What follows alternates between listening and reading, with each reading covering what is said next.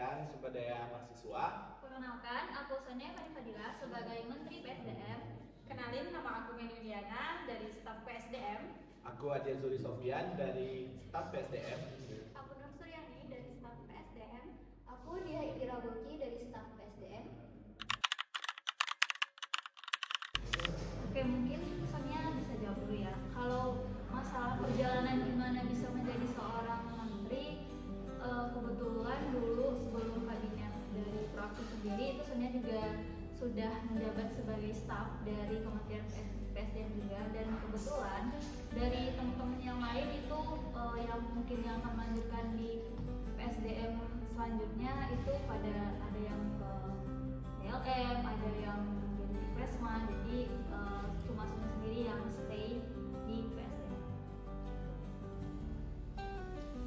Mungkin kalau dari aku sendiri, mungkin ini langkah awal aku menduduki sebagai staf PSDM. Nah, ini mungkin pengalaman baru ya yang saya dapat karena aku masuk di sini bukan karena tinggal masuk aja, tapi ada beberapa tahap yang aku ikutin karena dulu aku juga dari salah satu anggota LK2. Dengan adanya LK2 itu aku bisa masuk di salah satu BEM Stika Padang. Mungkin bisa dilanjutkan oleh teman-teman kami. Baik, untuk aku sendiri itu yang mulanya aku sendiri itu tidak tahu itu apa itu PSDM, apa itu kementerian dan apa aja kinerja dari PSDM tersebut. Yang awalnya yang pertama kali aku tidak terlebih identik ke PSDM. Yang awalnya aku memilih Kementerian Luar Negeri, yang mana di sana tuh lebih identik ke hubungan antar sesama kampus. Ternyata karena aku termasuk dari member KPLF Jilid 2 juga, makanya aku di sana tergalilah potensi-potensi kegiatan mahasiswa gimana, kemudian cara beradaptasi kepada mahasiswa sama kampus. Di sana udah terpaku aku ke sana, sehingga aku lebih identik ke PSDM, sehingga nanti yang PSDM itu tuh bisa mengembangkan gimana minat bakat kemahasiswaan, sehingga minat bakat tersebut bisa terasa dengan ada prestasi, dan kemudian yang akhir-akhirnya nanti bakalan dapat relasi antar sesama kampus. Itu mungkin sekian. Iya. Kalau dari aku sendiri itu berawal dari ikut-ikut penelitian. Awalnya aku ikut ke penelitian ini, terus ada juga beberapa penelitian lain. Nah, disitu aku merasakan, oh ini loh caranya berrelasi dengan orang-orang, berhubungan dengan orang-orang, pendapat orang-orang itu asik gitu. Terus aku merasa tertarik ikut ke SDM.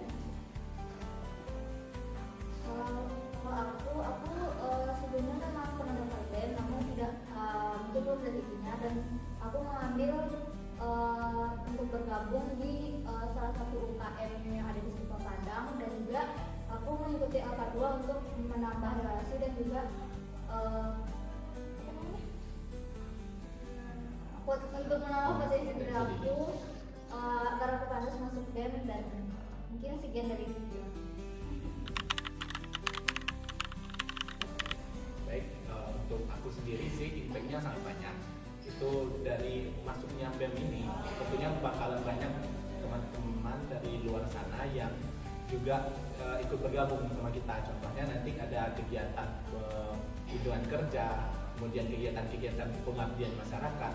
Tentu pengabdian tersebut mengasah juga kemampuan kita, cara public speakingnya. Tentu bisa mudah kita untuk mendapatkan suatu prestasi nanti di sana, sehingga karena di BEM itu bukan seolah-olah kita cuma hanya kerja, tetapi kerja kita juga dapat suatu kemampuan diri kita atau bisa mengasah potensi yang ada di dalam diri kita sendiri.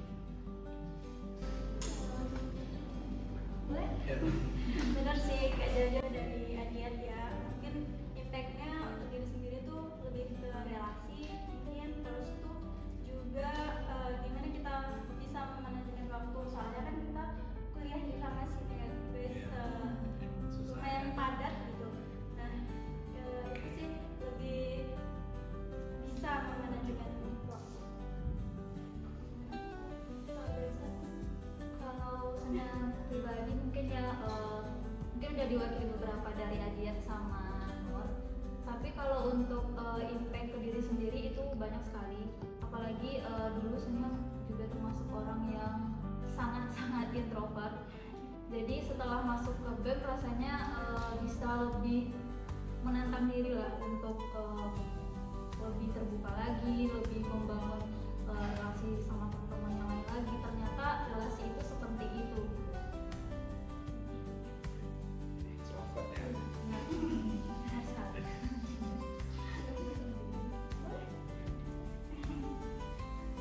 Kamu dari diri sendiri nggak ada ya gitu? Pasti ada kan? Oke, mungkin kan gimana pengalamannya sendiri, apa impactnya udah? Baik, mungkin kalau dari aku sendiri, impact yang aku dapatkan mungkin dengan adanya aku gabung di BEM ini, impact yang pertama itu tumbuh rasa keberanian. Nah, disinilah aku bisa menenangkan diri, gimana sih kita bisa bersikap dengan orang yang lebih dewasa ataupun bersifat dengan orang yang sama rata. Nah, dengan di sini kita bisa membangun beberapa relasi dengan kakak-kakak tingkat ataupun bapak ibu dosen yang ada di Stifam. Karena tanpa adanya BEM ini, kita yang punya bakat tidak bisa bergabung di luar sana. Nah, di BEM inilah kita bisa mengasah segala prestasi akademik non akademik yang ada di BEM. Mungkin impact bagi aku mungkin sebenarnya udah sama kayak teman-teman sebelumnya. Aku cuma menambahkan kalau untuk diri aku mungkin lebih percaya diri daripada sebelumnya.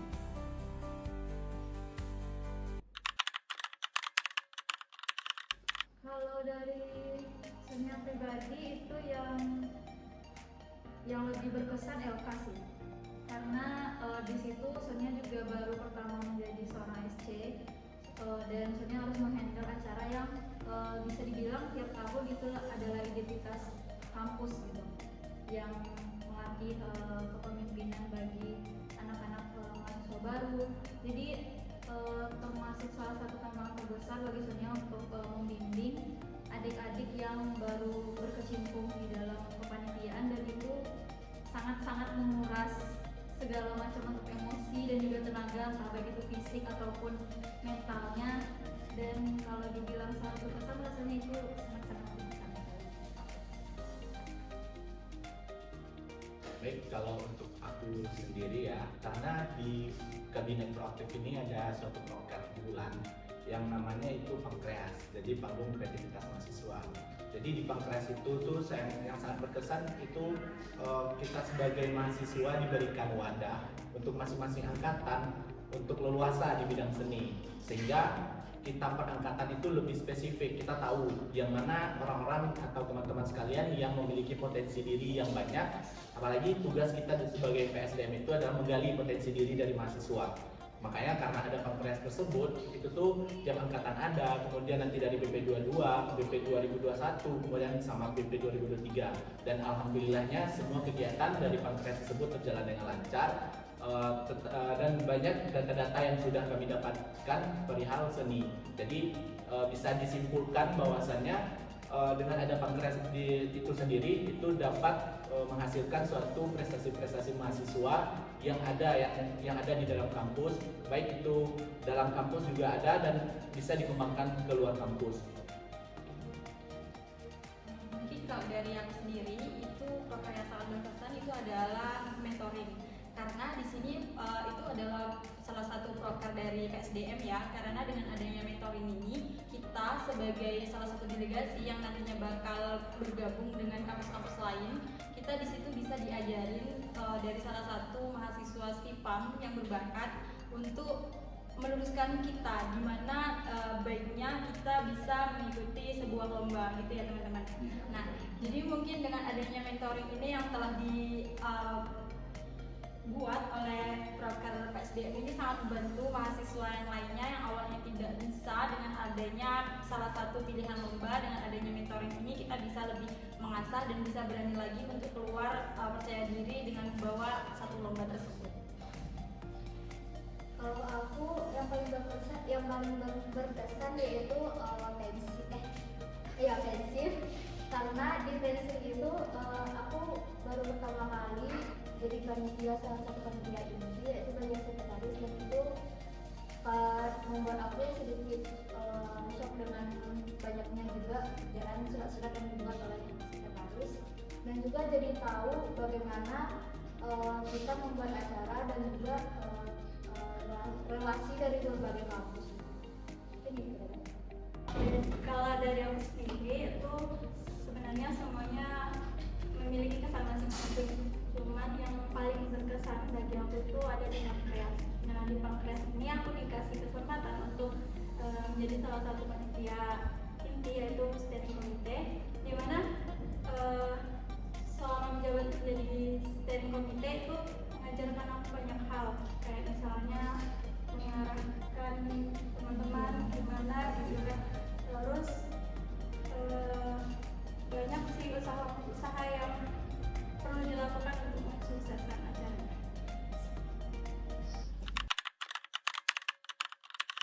Mungkin kalau untuk kesulitan dan tantangannya karena PSDM sendiri itu merupakan proker yang pemberdayaan ya, yang artinya kita yang mencari delegasi-delegasi atau orang-orang yang rasanya berpotensi yang bisa kita arahkanlah ke bidang bakatnya masing-masing.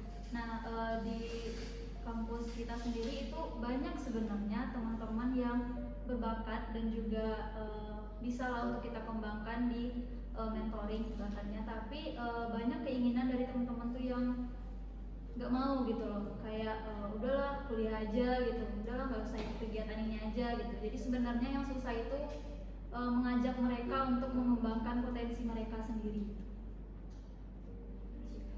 Karena jadwal kita Ya, salah satu jadwal juga sih. Karena praktikum gitu mungkin ya. baik buat kita. Jadi orang lebih ke akademik ya Kak? Iya. Soalnya mungkin dari aku sih, mereka semua teman-teman sekalian mungkin berpikir bahwasannya kalau misal kita tidak mengiringi akademik sama non akademik, jadi kita nggak bisa juga untuk leluasa nanti di lapangan kerja. Bahwasannya yang non akademik sama akademik itu setidaknya itu harus seimbang, sehingga apa potensi diri kita dengan kemampuan yang kita punya itu bisa berjalan seiringan gitu. Jadi kalau seperti mentoring mungkin orang rasa tuh dia agak memberatkan ya, soalnya mungkin memangkas waktu, tapi itu tuh adalah memudahkan teman-teman sekalian itu untuk bisa untuk lomba di luar sana. Contoh kemarin ada Peksimida, yang mana itu adalah Peksiminas itu yang diadakan Puspernas, jadi itu pusat prestasi nasional. Jadi kalau misalnya udah masuk di pusat prestasi nasional, jadi itu tuh kalau udah ada kita CV atau riwayat kita sebagai peserta ataupun pernah dapat juara di sana, maka itu bakalan dilirik oleh lapangan kerja manapun. Jadi itu impact bagi teman-teman sekalian yang ikut ke dalam mentoring itu. Mungkin dari Sama sih, sama. lebih ke karena jadwalnya yang padat, jadi kami susah untuk Membagi waktu aja mahasiswa.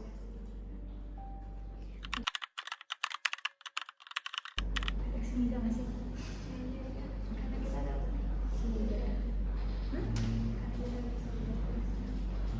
Kan itu 2 tahun sekali. Iya sih. Mungkin salah satu pencapaian dari PSDM sekarang di periode sekarang itu kemarin kami mengirimkan delegasi Peksimida ke isi Padang Panjang, dan alhamdulillah itu dari kampus kita itu mendapatkan juara 3 di bidang puisi. Oke, kata dari kami, kita semua memiliki kesempatan, tapi itu tergantung kita apakah kita mau mengambil kesempatan itu atau tidak. Satu kata dari kami.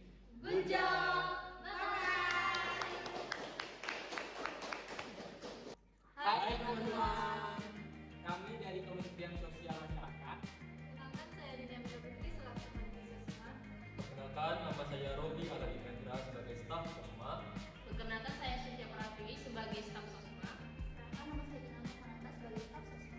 Dan perkenalkan, nama saya Zidane Alfi Syawal dari staf Sosma. Mungkin dari Dini dulu. Bagi Dini, Sosma itu sudah diibaratkan dengan keluarga kedua, karena dimana kami memang banyak menghabiskan waktu bersama dalam kegiatan apapun. Menurut saya, Sosma bagi diri saya sendiri ini ialah peduli terhadap masyarakat juga, dan juga peduli terhadap lingkungan di sekitar masyarakat dan juga masyarakat di sekitar. Kalau menurut saya, sosma itu sebagai wadah atau tempat di mana kita bisa mengabdi pada masyarakat, membantu yang butuh bantuan. Bagi saya sendiri nggak jauh beda sama teman-teman sebelumnya, dan lebih utama itu Sosma itu sebagai jati diri saya untuk lebih berkembang, untuk menambah relasi juga ke masyarakat luas. Menurut saya Sosma itu seperti wadah untuk kita belajar peduli, terus belajar memiliki rasa bersyukur. Mungkin itu menurut saya. Kalau dari aku pribadi, itu tantangan dari masing-masing proker itu ada tantangannya tersendiri. Tapi yang menurut aku yang sangat tertantang itu di proker kami yaitu PK sekitar itu dimana kita minta sumbangan untuk kemalangan mahasiswa Stipan Padang, dan namanya sumbangan itu susah minta karena sifat keuangan itu sensitif kan bagi kita pribadi gitu. Jadi menurut aku itu tantangan terberat sih. Menurut saya sendiri tantangan selama ikut Kementerian Sosma ini itu pertama pastinya mencari tempat pengabdian. Pada yang volunteer itu kan bagaimana kita melihat semestinya tempat-tempat itu udah kayak nggak tertinggal lagi gitu, udah ada kemajuan. Jadi mungkin itu sih tantangan dari saya pribadi sih untuk mencari tempat-tempat volunteer. Lanjut dari Bidan. Nah, kalau menurut Bidan sendiri sih dari Kementerian Sosma ini kita tuh kesulitannya tuh mungkin dari kekompakan kita, atau kesepakatan kita bersama, terus pengalaman kita, mungkin itu sih kesulitannya. Jadi kesulitannya tuh kami melaksanakan pengabdian itu kan kepada semua kalangan manusia, seperti contohnya kayak lansia, juga anak-anak. Jadi karena adanya perbedaan umur yang begitu signifikan, jadi gimana cara mengajak dan mengayomi orang-orang tersebut agar berminat gitu untuk mengikuti kegiatan kami, terutama untuk menumbuhkan kesadaran mereka terhadap lingkungan dan juga kesehatan, seperti itu. Mungkin kalau dari Dini sendiri itu kurang lebih sama dengan teman-teman yang sudah sampaikan, tapi ada sedikit tambahan dari Dini. Tantangan terbesar itu yaitu dari PK sekitar yang seperti disampaikan oleh Tiwi tadi, dimana yang Tiwi jelaskan uang itu bersifat sensitif. Karena adanya sifat seperti itu, jadi kami dari Kementerian Sosma harus menghadapi berbagai macam omongan dari orang-orang yang dengan permasalahan keuangan yang tiba-tiba ada, yang tiba-tiba bentrok, dan dengan pembukuan yang diminta untuk terang-terangan dan kejelasan tentang keuangan tersebut. Itu aja sih kalau dari ini. Kalau dari Dini, impact yang didapatkan dari Sosma itu mengajarkan menjadi kita lebih tanggung jawab dan menghadapi berbagai macam sifat manusia selama di Sosma, dan membuat kita lebih melek informasi tentang sekitar, menjadi lebih peduli atas lingkungan. Mungkin dari Zidan. Kalau dari Zidan, untuk impact yang kita rasakan untuk saat ini mungkin dari pengalaman kita selama berorganisasi kan, terus pengalaman kita dalam kepanitiaan di prokernya Sosma ini, terus pengalaman kita tuh gimana mengungkapkan rasa peduli kita kepada masyarakat, kepada lingkungan kita, terus mungkin kayak gitulah kira-kira. Lanjut. Kalau impact yang saya dapatkan dari mengikuti Kementerian Sosma ini sama seperti yang disampaikan sebelumnya dari Bu Dini dan dari Pak Zidan, dan juga yang pasti yang saya dapatkan itu dapat berinteraksi kepada semua orang dan juga kepada masyarakat dari berbagai kalangan. Yang awalnya dulu saya yang bisa yang dibilang introvert, bisa dibilang seperti itu. Jadi saya kayak terbuka gitu, apa aja sih dengan masyarakat di luar sana, dan juga peduli juga terhadap.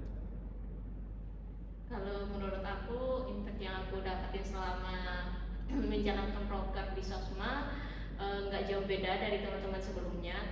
Tapi lebih kalau untuk bagi diri sendiri yang dirasain itu lebih bisa lah, yang dulunya pendiam, kurang peka, segala macam gitu kan yang dibilang orang, itu sekarang udah sedikit terangsur berubah, bisa dibilangin udah keluar lah dari zona nyaman.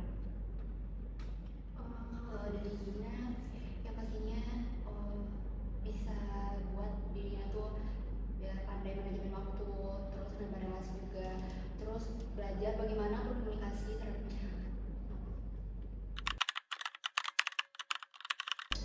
Kalau menurut aku momen yang berkesan itu kalau di proker emang sih bisa di semua proker itu ada momen-momen tertentunya, tapi menurut aku yang berkesan itu di volume trip sama kolektor, karena di sana itu kita berinteraksi sama masyarakat langsung, dan itu menambah relasi kita sama masyarakat itu benar-benar wow banget gitu.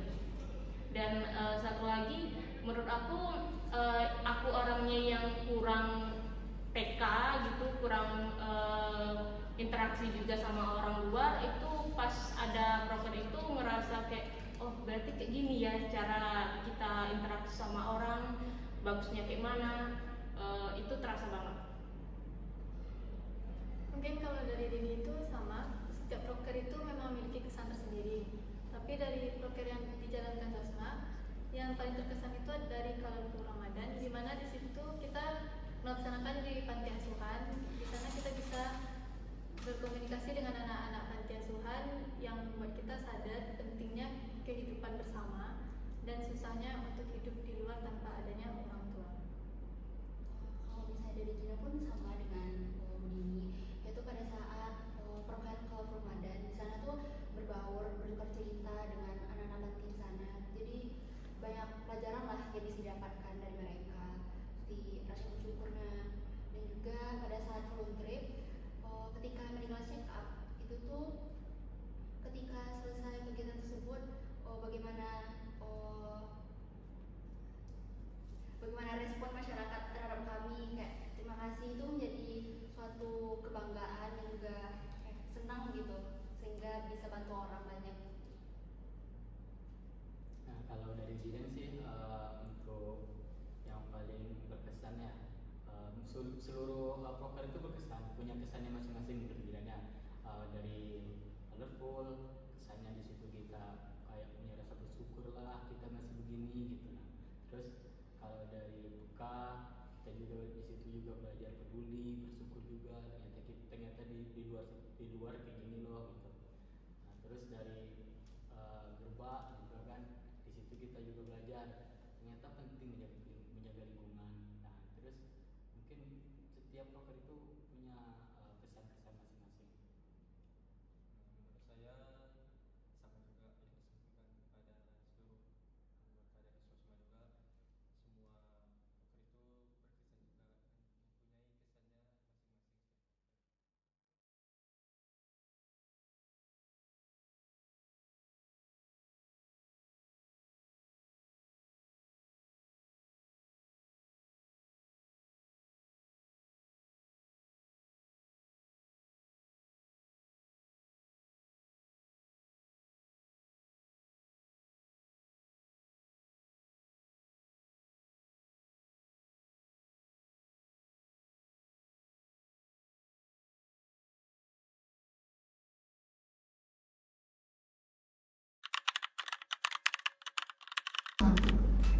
Kalau menurut saya yang paling menyebalkan itu saya sendiri. Saya jujur, karena saya yang paling menyebalkan. Kadang kalau disuruh ngumpul, saya paling lambat datang. Ya kan saya jujur, mungkin dari anggota lain pun juga merasakan apa yang saya rasakan. Daripada saya ditunjuk, lebih baik saya menunjuk diri saya sendiri. Terus juga mungkin pada saat disuruh-suruh saya agak sedikit mengeluh dan melawan, tapi kan di balik ke semua tetap saya kerjakan dengan ikhlas. Alhamdulillah, dan gitu. Saya bercanda ya, biar tidak tegang-tegang dengan anggota Sosma. Mungkin dari Pak Zidan, entah saya mudah. Kalau menurut kan sih setiap kegiatan tuh pasti ada beda-beda orang kaya gitu ya, muslimnya ya. Mungkin adalah kapan orang tuh muslim, ada juga enggak, dia yang paling tanggung jawab, ada saatnya gitu. Mungkin kalau dari Dini menyebalkan, setiap teman-teman SMA ini memiliki versi menyebalkan masing-masing. Tapi untuk saat ini sangat menyebalkan sama Bapak Zidan. Sangat menyebalkan karena terlalu banyak negosiasi. Itu aja sih paling. Kalau dari aku, semua anggota kami itu semuanya menyebalkan sih, menyebalkan. Walaupun sebenarnya dari diri pribadi juga ada momen tertentunya yang menyebalkan. Jadi daripada nunjuk ke orang Pak Rodi, lebih baik menunjuk diri sendiri. Sama sih jawabannya, masing-masing ada sifat menyebalkannya sendiri.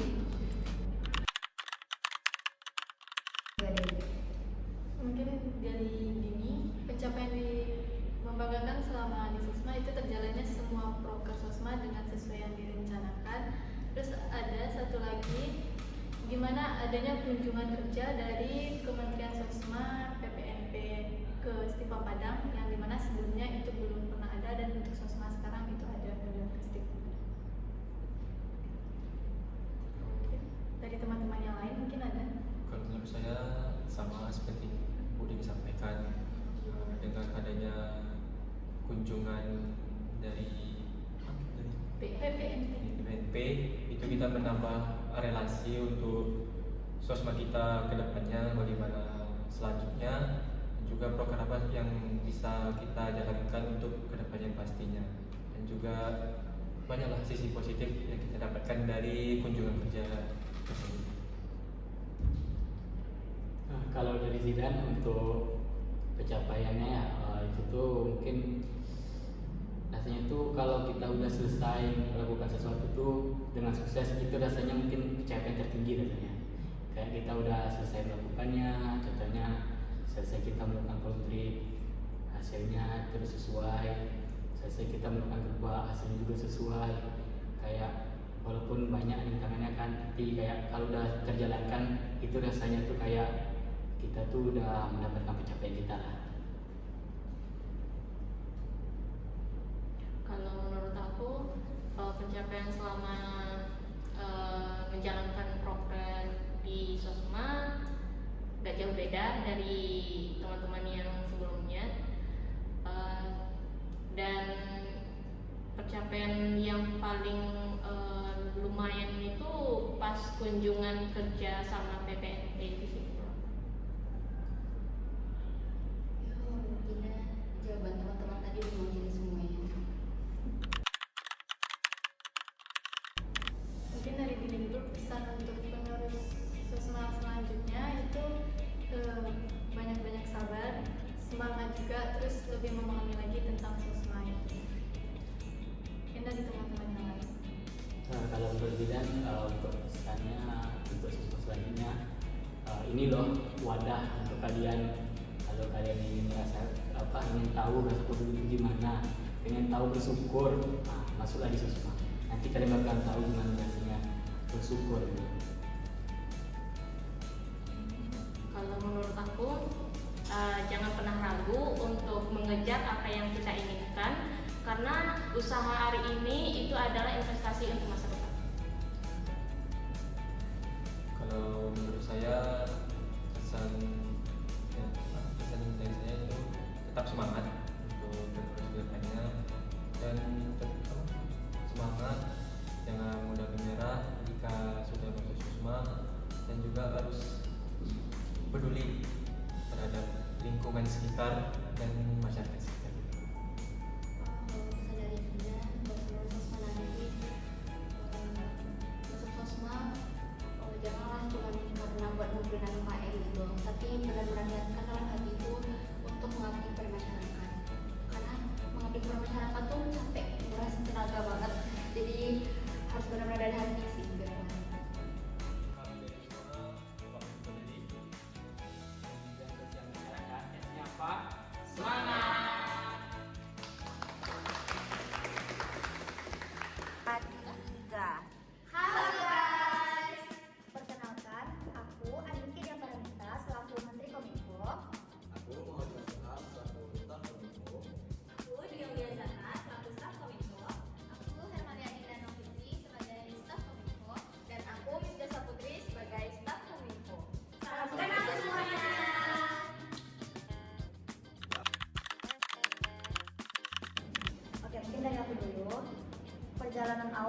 jadi menteri ya, itu sebenarnya kami semua yang dari Kominfo ini, kami semuanya perdana di Kementerian Kominfo. Itu kalau aku bisa keterima di Kominfo ini mungkin karena di beberapa kepanitiaan sebelumnya aku itu sering ikut kepanitiaan itu selaku anggota Pupdok. Jadi mungkin karena udah cukup banyak pengalaman di kepanitiaan Pupdok di tahun sebelumnya, makanya jadi diamanahkan bisa sebagai menteri ini. Mungkin kalau dari aku sendiri, awalnya itu di 2021 awal itu udah langsung daftar jadi anggota Impact itu di bagian Pupdok juga, dan kemudian pas rekrutmen BEM yang kali ini langsung daftar juga di bagian Kominfo. Kalau dari aku semua berawal dari tahun 2019 yang seperti kalian tahu itu tahun-tahunnya COVID ya, dimana hari-hari itu dihabiskan di rumah. Di sanalah aku melatih skillku terkait editing maupun desain. Itu juga aku ikut organisasi selama di bangku SMA. Ada organisasi itu aku di bagian namanya CIA atau CIA itu kalau dalam bahasa kita namanya Kominfo juga. Itu lebih bergelut ke era digital gitu, editing, desain dan lain-lain. Jadi semenjak aku masuk ke Stifam Padang ini, semenjak aku dari sini, aku tertarik nih karena udah ada basic dan passionku kan di terkait desainer nih. Jadi aku masuk ambil Kominfo. Sebagai tambahannya sebelumnya aku juga pernah ikut juga di dalam kepanitiaan bagian. Di situ aku juga menjadi staff Pupdok dan setelah jadi nilai tambahku, sehingga mungkin karena itu aku bisa masuk juga dan alhamdulillah keterima di Kominfo sebagai staffnya di bagian Kominfo. Oke, mungkin dari aku mungkin dilihatnya dari pernah ikut perlombaan mungkin desain poster atau video kreatif gitu. Mungkin pernah menang juga di bagian poster, mungkin dilihatnya dari situ kan. Kalau dari aku sendiri, mungkin aku tidak sepengalamannya Ike, Kak Aul dan Dimas. Mungkin hampir sama dengan Kak Misda, itu pernah mengikuti beberapa lomba poster. Dan pas rekrut BEM tahun 2004 ini agak tertarik dan masuk kabinet proaktif di bagian Kementerian Kominfo. Kita satu gelombang. Iya, satu kelompok. Iya, kami semuanya di sini perdana Di Kominfo. Jadi masih banyak belajar lah gitu untuk editan.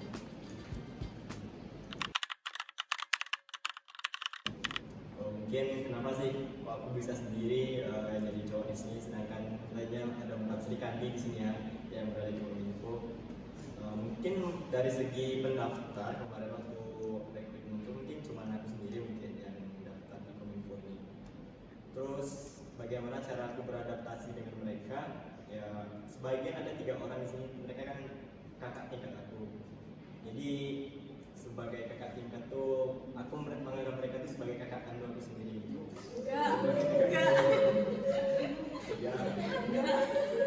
Dan ada sebagian angkatan cuman aku anggap dia sebagai adik aku. Jadi kami sini baru di berkeluarga. Jadi itu cara aku memahami dan mengenali dari sosok mereka. Kan mereka ini berbeda-beda juga kan. Setiap orang tuh beda watak dan karakternya. Jadi selama satu periode ini butuh waktu yang cukup banyak bagiku untuk pendalaman lah terhadap karakter mereka. Gimana mau si Kak Dwi, dia tipe yang gampang ngambekkan misalnya, kayak gini pula, si Dinda gini pula, Misda gini pula. Jadi ada cara terkhusus yang mungkin harus aku pelajari. Jadi aku bersyukur juga walaupun aku cuma sendiri di Kominfo ini yang cowoknya, aku tetap bersyukur dapat banyak ilmu dari mereka para Sri Kandi cantik. Oh my god. Dan wisdom mungkin Susah kumpulnya lah, harus di luar, keluar di luar.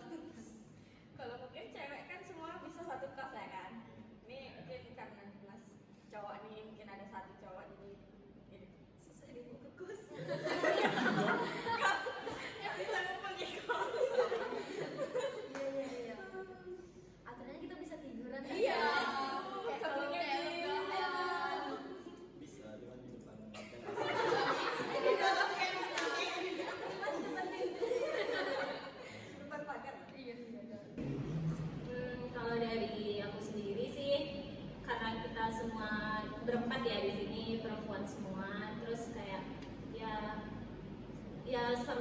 Oke, sama Misda juga seangkatan, jadi kayak anggap teman sebaya aja. Sama Dinda juga karena Dinda ada tingkat ya, jadi kayak memang udah anggap adik sendiri. Terus kalau sama Dimas yang Dimas sendiri cowok, ya gak ada masalah sih sebenarnya. Terus kayak nganggap Dimas tuh juga udah kayak adik sendiri, makanya sering berantem, selalu kayak tikus sama kucing, kucing sama tikus gitu. Sama Jerry, gak mau jadi tikus nanti. Ya sih aja. Iya. Kalau dari aku sendiri ya, kalau tanggapan aku Dimas cowok sendiri gitu nah, sebenarnya sama aja gitu nah. Kita di Kominfo tuh ngedit gitu, ngapain bikin konten, ngedit gitu nah. Jadi kayak kita tuh gabungin ide-ide kita aja. Jadi kayak nggak ngaruh gitu kalau Dimas sendiri cowok gitu. Ini dari aku itu aja sih. Bantu juga kan ada cowok satu. Kebantu juga karena kan nggak, kita tuh ide kita misalnya masih ada yang kurang gitu.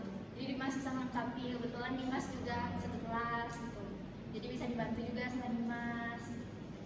Itu aja sih, tapi dikit nyebelin karena aku sering dibully. Jadi Dimas aja Bu. Enggak semuanya yang bully, sedih. Hah? Iya juga. Kalau dari aku sendiri sebenarnya nggak masalah ya.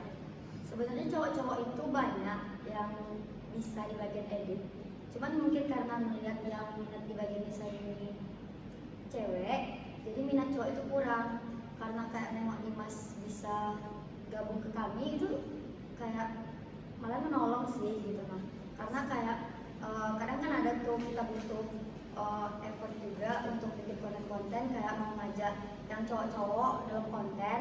Itu kan biasanya susah tuh kalau cowok-cowok dihubungin sama cewek-cewek, bisa kayak selalu nolak atau nggak bisa lah gitu. Tapi kalau misalnya Dimas itu mungkin karena sama cowok jadi bisa aja ngajak cowok-cowok yang lain untuk ikut konten gitu. Itu sih menolong sih.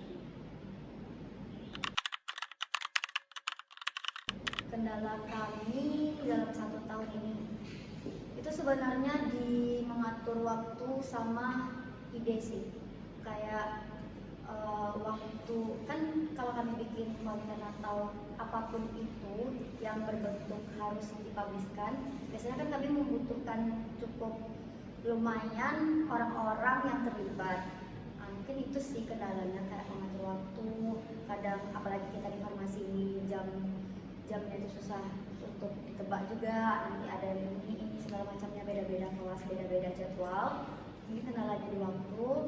Terus untuk ide konten juga, kayak cari ide konten terbaru, apa yang harus kayak misalnya dapat referensi dari yang lain harus di modifikasi juga ide-ide tersebut, itu cukup jadi kendala gitu.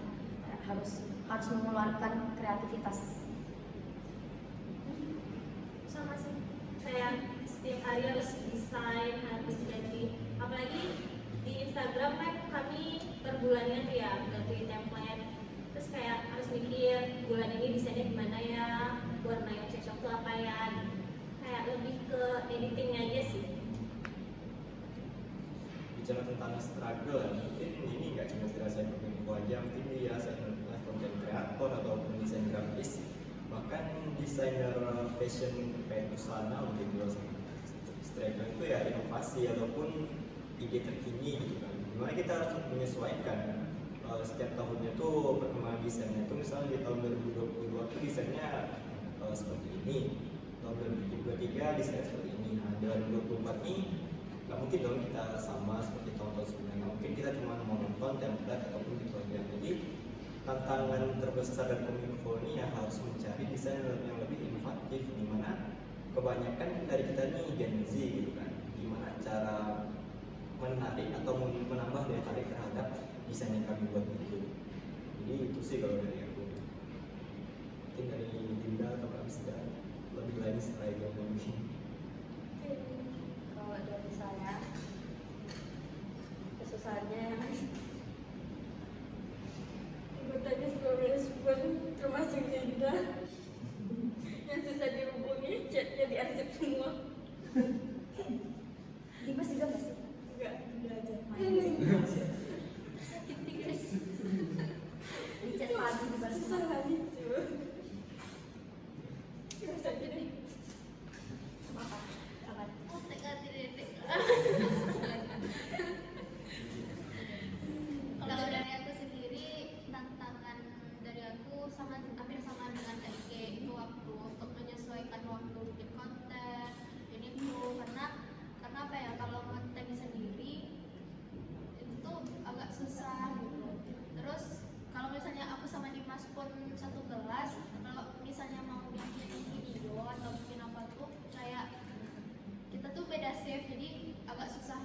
juga ngatur waktunya bikin konten mungkin nggak bisa. Ada tambahan lagi, satu lagi karena mood juga sih. Apalagi aku orang yang moodian banget, jadi kadang kalau lagi males tuh males aja ngapa-ngapain gitu. Contohnya duit. Pokoknya Sadar diri sendiri. pokoknya harus ngumpulin mood ya, ngumpulin mood gitu jadi struggle juga. Ada ngumpulin mood mau sampai 1 harian sih. Kalau nggak muat, Gak mau balikin. nggak. Tinggalin semuanya. Mungkin itu juga salah satu struggle dari saya kan. Mereka ini cewek atau kan cowok-cowok yang punya cewek gimana kalau cewek yang ngambekkan nah gitu. Cowok kalian kan cewek kalian 1, saya ada 4 gitu. Lebih susah apa?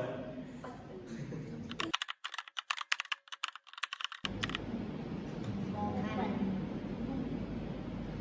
apa ya? Kalau kami ya, karena kami sering di belakang layar, momen apa Membuli kayak. iya, soalnya kalau masalah momen, karena kami di belakang layar ya, jadi kami kerja ya di balik kamera gitu. Kalau masalah momen mungkin lebih ke kebersamaan.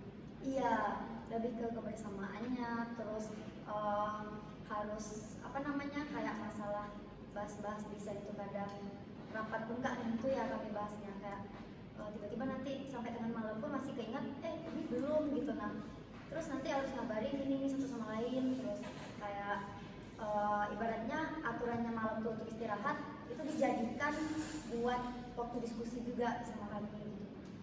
Terus kalau momen yang paling berkesannya ya itu karena mereka ini bisa meluangkan waktunya untuk mau membahas yang seharusnya kayak udah istirahat segala macamnya.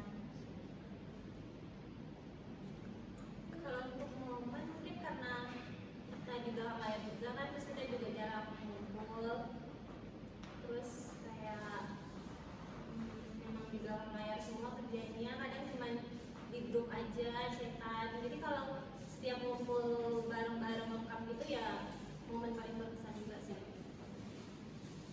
Kalau dari aku terkait dengan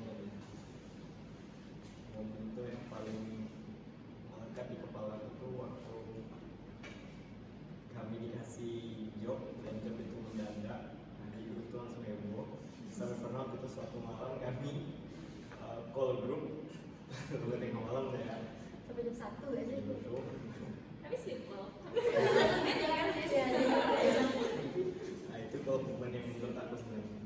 Yang kedua tuh yang kayak kemarin waktu bikin podcast, mereka datang semua di sini mendampingi, menyaksikan, itu rasanya seneng banget gitu, menyaksikan, ditemenin gitu kan sama kakak-kakaknya.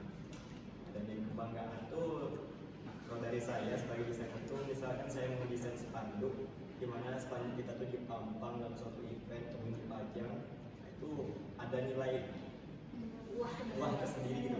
Wah desain dipajang di pampang, mungkin dari kakak mereka juga merasakan hal yang sama ya. Soalnya kami kan walaupun beda di kepanitiaan dan suatu event, itu mereka juga yang bertugas di situ. Itu sih.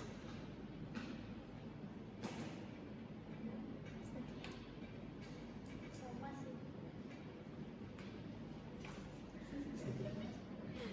Sama-sama. Terus Itu momennya udah kebersamaan, kayak bisa ngumpul makan jarang tuh.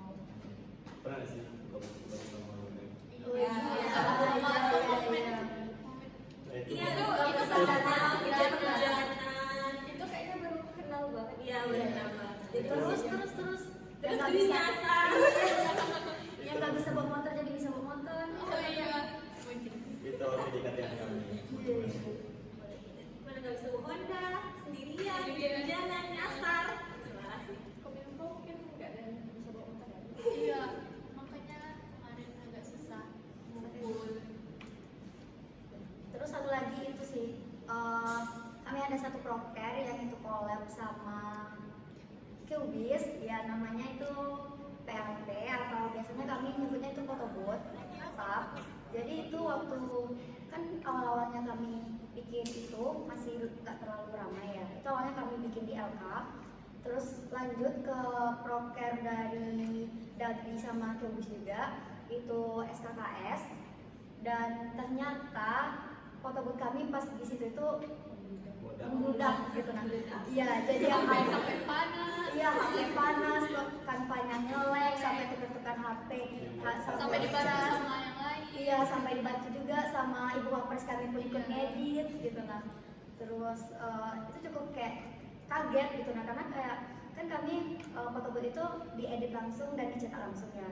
Jadi untuk sebelumnya yang dapat jobnya itu sedikit, terus pas SKKS itu tiba-tiba jadi rame, itu kayak momen juga sih bagi kami. Keteteran. Ya, lumayan keteteran. Capeknya dapat tapi bahagianya juga dapat gitu nah, habis dari Dapat uangnya banyak. iya dapat uangnya banyak. Iya. Kayak kebanggaan tersendiri gitu nah, kayak editan kita tuh oh iya dihargai. Iya, Dihargai. coba pulang sama orang Dipajang lagi.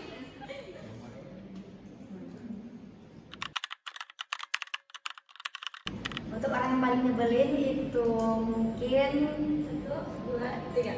ada di sebelah kanan kami yang paling ujung, yang cowok sendiri. Cukup Enggak cukup sih. Tunggu sangat-sangat. Oh, berarti kalau sangat ada cukupnya. Iya. Kalau cukupnya?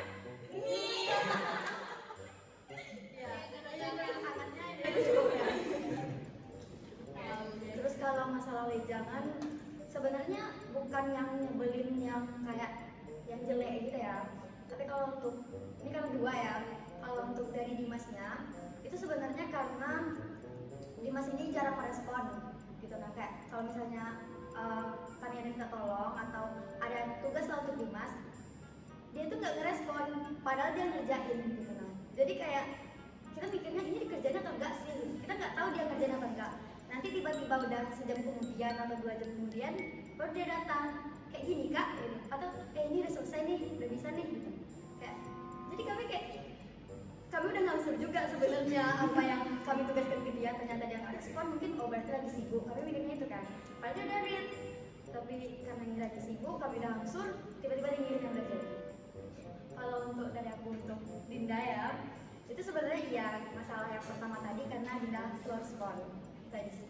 Selebihnya kalau Dinda kalau kerja masalah kontennya nggak diragukan lagi. Minusnya kita tidak ada PSS.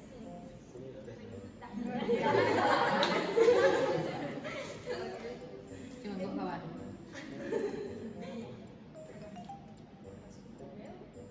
Kalau aku sih, kalau yang sangat menyebalkan, ya karena emang dia sangat menyebalkan.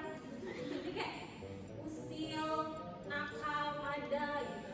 Tapi kalau untuk Dinda, karena enak aja sih dia dibully.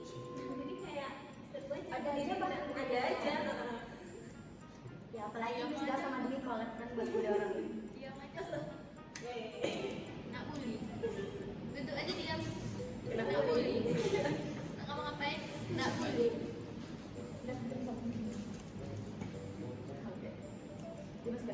Kalau dari aku mungkin kenapa bisa jadi top number 1 yang paling nyebelin, mungkin karena satu cowok dan cowok itu nakal ya. Apalagi aku ada adik dari mereka juga. Mungkin kalau mereka punya adik kan juga di rumah, mungkin adik cowoknya juga nyebelin nakal juga kayak bandel gitu. Itu sih. Kalau dari Kak Rizda? Ya. Tanggapan kita? Sebenarnya aku nggak tahu kenapa bully. Aku nggak tahu juga salah di mana. Salahku di mana nggak tahu. Berarti selama ini nggak ada. Slow respon. Iya. Karena jadi arsip. Sih kalian jadi dipecat. Dinda sendiri. Kalau misalnya untuk yang belum terjalankan, itu langsung sekalian dengan harapannya aja ya.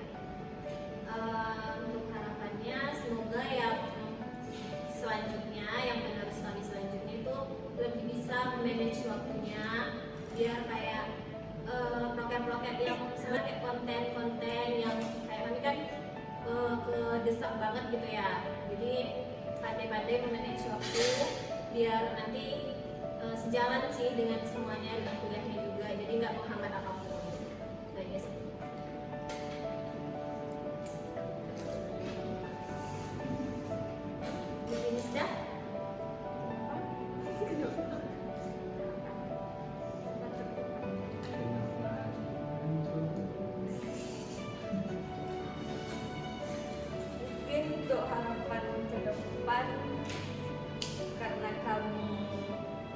ini juga prokernya belum selesai semua, masih banyak, apalagi TikTok mungkin karena waktu ya. Untuk mungkin kedepannya bisa bagi waktu juga sih, teratur waktunya. Mungkin kayak yang podcast kan di kami ini 3 bulan sekali, ternyata bisa 6 bulan sekali baru ada post. Nah mungkin dari situ untuk kedepannya tuh tepat waktu lah. Gini. Sama sih ya, kurang lebih sama. Kalau dari aku ya memang itu sih cara manage waktunya, karena semuanya, hampir semua kementerian yang butuh jasa kami juga, butuh desain kami juga. Jadi biar nggak keteteran, karena kami punya program sendiri juga, itu harusnya memang diatur dari jauh-jauh hari. Misalnya tanggal sekian harus bikin apa, tanggal sekian harus posting apa, posting di mana, apa yang perlu dipersiapkan, itu sebenarnya harus diatur lebih teliti lagi, lebih detail lagi, lebih tertata lagi. Mungkin karena menurut aku kami terlalu menyepelekan mungkin ya, kayak masalah waktu, terus deadline segala macamnya, sedangkan nanti di akhir ternyata oh kita perlu posting ini nih gitu kan. Jadi mendadak hanya satu baru buat. Jadi kendalanya ya semoga buat yang selanjutnya mungkin Dimas atau Dinda mau meneruskan juga, itu lebih disusun lagi apa-apa yang mau dibuat, apa-apa yang mau dikerjakan biar nggak keteteran. Mungkin harapan aku untuk next anggota Kominfo selanjutnya itu pandai-pandai memanage waktu sih, karena kalau kita nggak bisa gitu manage waktu, jadi kayak ya nggak teratur jadinya. Bicara harapan ya, ini aku mau ucapin besar terima kasih kepada para kakak-kakak aku di sini, Kandi, Kak Rike, Kak Wisdam, yang mereka lagi TA sekarang ya. Semoga diperlancar urusan-urusannya cepat skripsian dan wisuda. Kalau dari kita harapanku ya semoga bisa bertahan di Kominfo ini, soalnya kan kita sama-sama baru di sini kan di Kominfo, jadi belum ada kita. Jadi kalau misalkan kita keluar besok ataupun Denis perintis yang baru tuh belum tahu program kerja Kominfo itu nanti ya kayak kita juga dengan banyak struggle yang muncul di Kominfo mereka. Jadi harapanku untuk Kominfo selanjutnya yang semoga kita belum bertahan dari situ kan. Harapannya ada inovasi baru, ada ide-ide unik ataupun ide-ide gila terbaru yang bisa mengubah kementerian selanjutnya itu lebih baik dari kementerian yang sekarang, sehingga Dewi Setipa Madani nggak cuma dikenal di kawasan Setipa Maja, mungkin bisa keluar gitu kan, sehingga menjadi citra yang baik untuk kedepannya.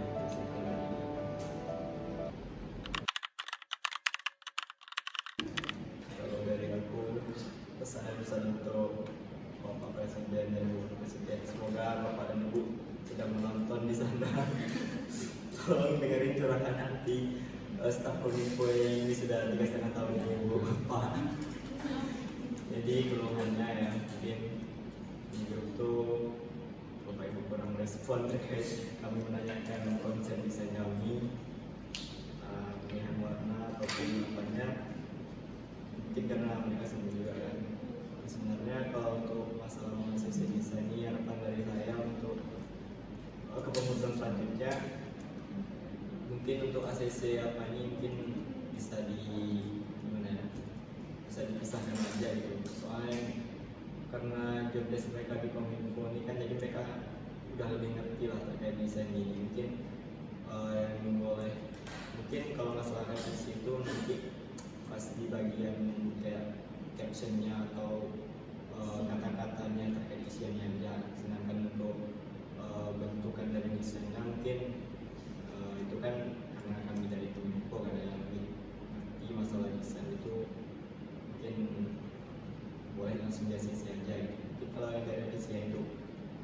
isian dalamnya, kayak data-datanya, kata-katanya, apakah tidak memenuhi syarat atau enggak gitu. Itu aja sih. Ya, Kalau dari yang lainnya sih nggak ada masalah, nggak ada struggle juga. Terus ya sama sih kayak yang dibilang Dimas tadi, cuman kayak kurang fast respon aja. Itu aja sih. Kalau selebihnya lancar-lancar aja. Ya, kendala kami kalau masalah pesannya itu yaitu kami minta Pak Pres sama Ibu Pak Pres mungkin fast respon untuk mengecek desain kami aja gitu. Karena kan kadang ada deadline juga ya buat kami jam postingnya, bahkan mungkin itu diminta posting dari Pak Presnya sendiri atau dari Bu Pak Presnya sendiri kayak oh jam sekian udah harus posting ya. Jadi pas kami konfirmasi desain mungkin tiba-tiba no respon gitu. Nah, mungkin kendala kami di situ sih kalau masalah itu. Terus untuk yang pesannya fast respon. Mungkin saran untuk kapan mungkin itu ACC langsung ketemu aja gitu. Iya, kayaknya lebih enak ketemu sih. Soalnya kalau ketemu langsung lihat dari HP, langsung jalan sampai memverifisi, enak gitu kan. Langsung bisa direvisi. Iya, langsung bisa direvisi. Nanti misalnya ketemu di kantin, stopin aja. Stop dulu. Iya, ya kami gitu sih caranya biar dapat cepat ACC atau maupun revisi sekalipun itu secara langsung juga jelas gitu. Kadang kalau di chat kan agak miskom ya, lain yang direvisi, lain yang terjalan sekarang gitu. Enggak? Hampir sama sih, karena pas post awal TikTok tuh kayak Ada posting. nggak postingnya karena ini video apa udah di ACC apa belum gitu. Nah iya karena belum gimana. Jadi intinya sih kita telepon aja, kita ketemu. Temuin ya, jadi akhirnya memang harus temuin juga sih buat minta ACC. Oh, Kece. semangat ngeditnya. Big love. Sekian dari kami, mungkin ini podcast terakhir dari kami, Kabinet Proaktif dari Kementerian Kominfo. Kami pamit undur diri. Circle Kominfo. Bye. Halo teman-teman. Kami dari Kementerian Kajian dan Strategi, saya Alfar Jatri sebagai Menteri. Saya Zakia Tarugia sebagai staf Kastra dan saya Aziza Zafira sebagai staf Kastra. Salam kenal semuanya.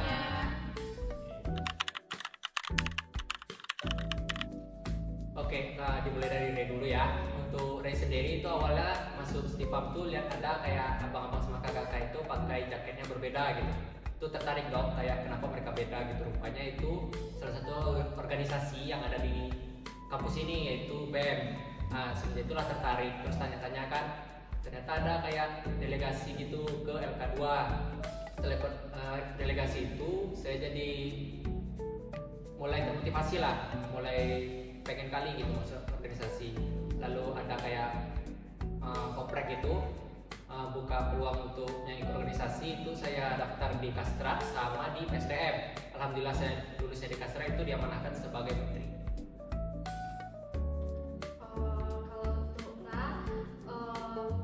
Sebelumnya Ratu udah pernah juga daftar di BEM, terus sempat ketolak juga. Di situ tuh kayak udah males lah ikut organisasi apa-apa, kayak mau apapun daftar ketolak gitu kan. Terus kayak sempet cuman kuliah pulang gitu, tapi ngerasa kayak sayang nggak sih, kayak masa iya di kampus cuman gitu-gitu doang. Terus pas waktu itu ada pembukaan delegasi juga LK2, di situ kita juga coba terus dengan ikut itu tuh lah berharap bisa diterima lagi gitu, bisa kayak aktif lagi.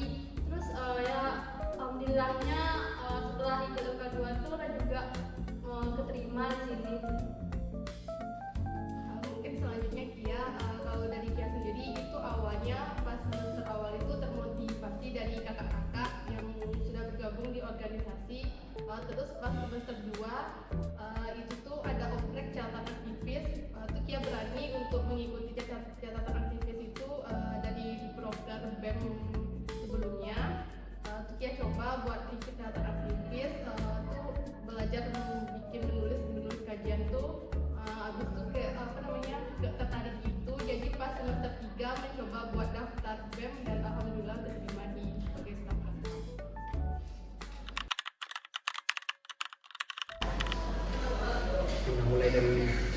dulu ya. Ya, boleh. Kalau mulai dari Ray dulu itu kayaknya tantangan tuh ada banyak ya. Apalagi ini kayak organisasi pertama yang Ray ikuti di kampus. Tentu kayak baru masuk tuh mau ngapain nih? Nah, tahunya Kasrat itu kan memang basis siswa aja gitu. Ternyata di Kasrat sendiri itu harus ada kayak proker atau kayak program kita tuh untuk selanjutnya gitu, nggak masih siswa aja gitu. Nah disitulah kita belajar kayak komunikasi sama teman-teman, apalagi yang masuk BEM itu kan nggak cuma kelas doang gitu. Ada dari kelas lain juga, maka itu perlu komunikasi juga gitu. Jadi disitulah enaknya masuk organisasi gitu. Kalau dari Kia itu kesulitannya awalnya itu kan berpikir kalau Kasrat itu cuman menulis kajian sama kayak rajin nulis sama cari-cari isu aja. Tapi setelah masuk Kasrat ternyata mencari isu sama mengkaji itu sangat-sangat sulit ya. Jadi susahnya di sana. Mungkin dari Kak Fira. Mungkin kesulitan di Kasrat itu sama sih kayak dia, kayak mencari isu tuh emang sulit, apalagi kalau kita tuh kayak mengemukakan apa sih yang pandangan kita sama isu tuh kayak biar orang tuh sampai sama pemikiran kita juga gitu, kayak juga sulit gitu nah cari isunya.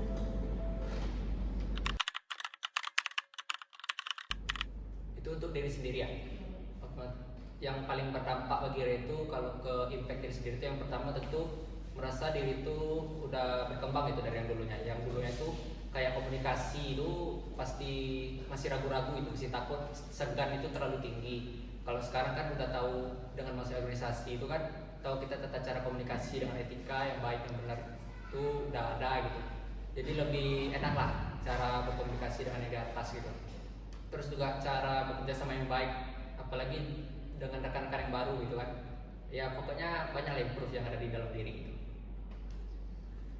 Kalau dari dia mungkin ya untuk impact ke diri itu relasi sama pengalaman, dan juga impact yang didapat setelah masuk organisasi BEM itu Kasrat tuh kan lebih bisa buat mengenali isu. Habis itu kalau untuk di Kasrat itu kan ada beberapa proker yang seperti Skaper itu, apalagi di Skaper itu langsung diamanahkan menjadi ketua pelaksana, dan di situ sangat ditanyakan keberanian dan tanggung jawab yang besar.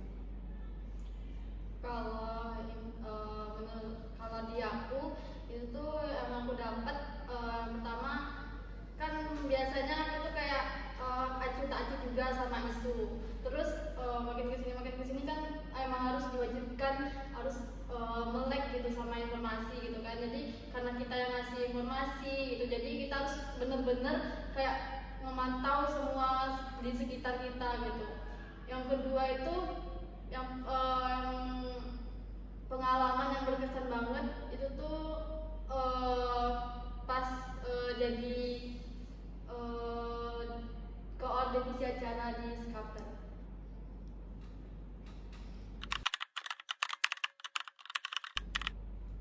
Momen paling berkesan di Kasrat itu yang pertama itu ngumpul di satu tempat membahas kajian tapi hujan. Nah itu momen yang sangat asik lah gitu, kayak effort yang dikeluarkan bagi semua anggota, baik saya maupun semua staff tuh luar biasa gitu. Kayak mau ke suatu tempat tuh ya tembus hujan, untungan hujan lah dingin-dingin gitu. Itu sih momen yang betul-betul terasa lah ya, perjuangannya. Lanjut.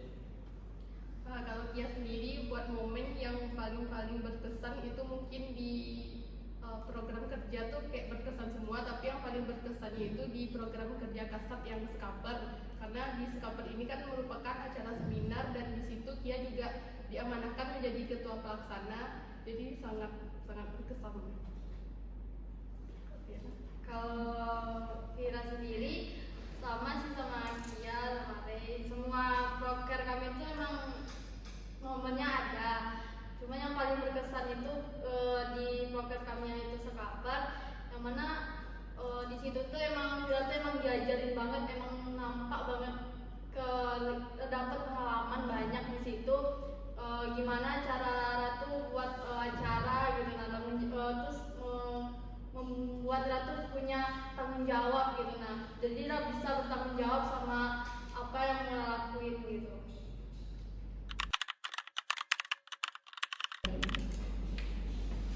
pencapaian. Untuk pencapaian tentunya kayak alhamdulillah terlaksananya proker gitu kan, itu ya pencapaian yang luar biasa lah. Apalagi yang masuk di Kastrani bisa dibilang kayak orang-orang baru semua gitu yang belum pernah ikut organisasi di kampus gitu kan. Pokoknya itu udah luar biasa lah menurut Ray. Kalau dari Kia sendiri itu sama kayak Ray, proker-proker yang kami buat itu alhamdulillah terjalankan. Kira sama.